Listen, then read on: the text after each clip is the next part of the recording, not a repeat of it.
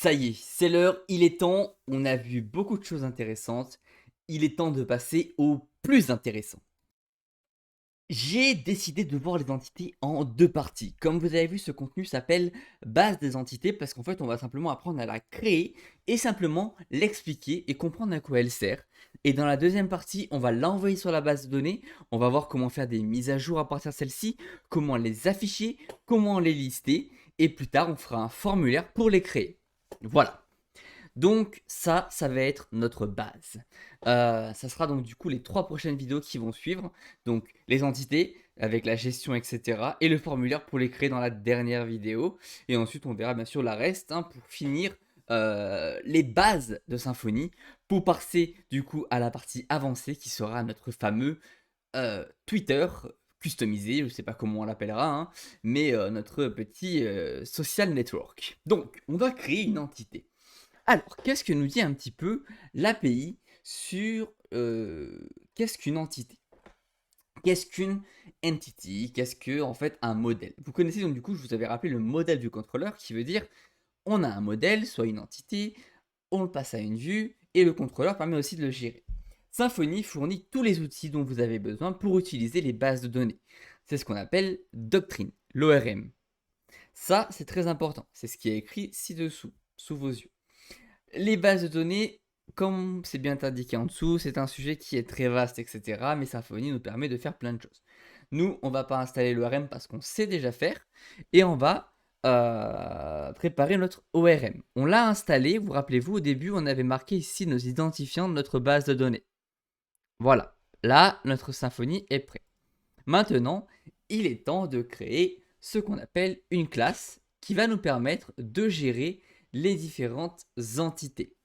Alors, supposons que on construit une application où les produits doivent être affichés sans même penser, comment dire, sans même penser à Doctrine ou d'autres bases de données. En fait, vous savez déjà que vous avez besoin d'un produit pour d'afficher product pour afficher ce produit.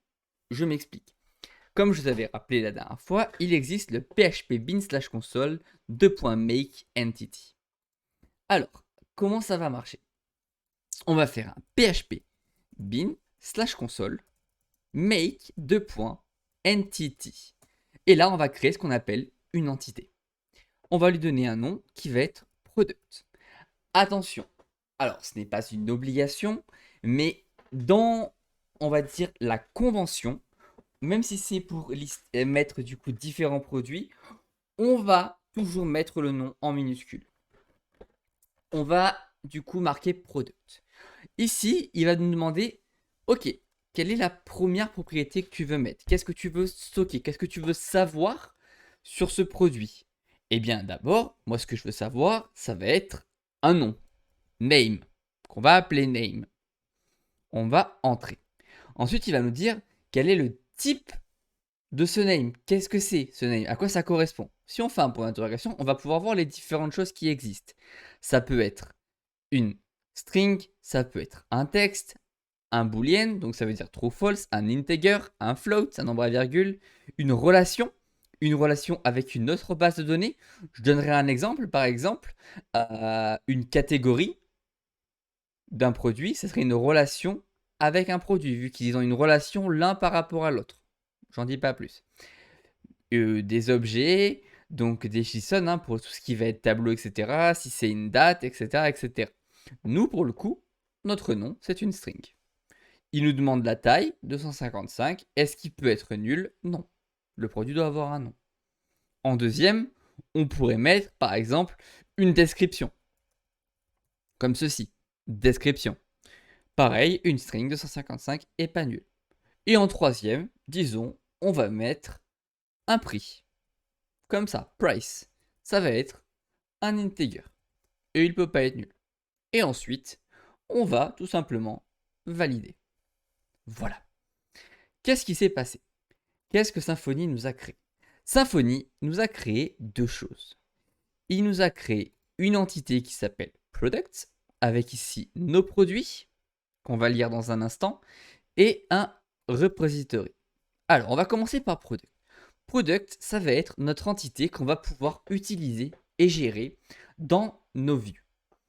Pour ça, en fait, comme vous pouvez voir ici, il indique donc que c'est bien tiré de l'ORM, c'est bien une entité où la classe repository correspond à la classe product repository. Par défaut, dans cette classe, elle étend déjà différents services. Les services, on va les regarder. Par exemple, qui implémente une service interface. Alors, je ne sais plus où est-ce qu'on l'a retrouvée. Voilà. Elle trouve déjà certains aspects, en fait, pour créer des queries, pour nettoyer des tables, etc. Pour find, par exemple, pour rechercher parmi la table par rapport à un ID, par exemple, pour rechercher toutes les produits, etc., qui seront dans notre base de données. Il faut savoir qu'une entité représente une liste dans notre base de données. On a maintenant, du coup, notre product.php. Très important à comprendre.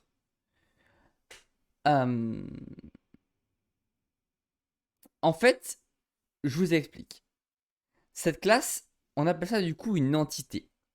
Et bientôt, en fait, on pourrait s'interroger, on pourrait enregistrer et interroger des objets product dans une product table dans une base de données. Ça veut dire que notre product object deviendra la product table dans la base de données.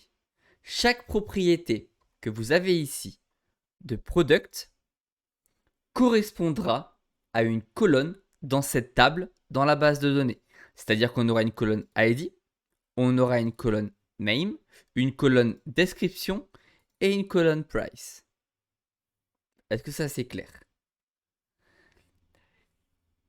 Le make entity, c'est vraiment une commande qui est là pour nous faciliter la vie, mais le code peut bien sûr être fait à la main. Doctrine, en fait, il prend en charge une grande variété des types de champs, hein, avec chacun ses propres options, etc. Maintenant qu'on a su créer une entité, on a créé notre entité de produit, on va pouvoir travailler avec, on va pouvoir maintenant commencer à créer des faux produits à l'intérieur, on va pouvoir aussi, avec ces faux produits, voir comment on pourra les afficher, et ensuite on créera un formulaire pour les créer nous-mêmes directement. Donc je vous retrouve donc tout de suite pour la suite de cette vidéo, donc de cette formation.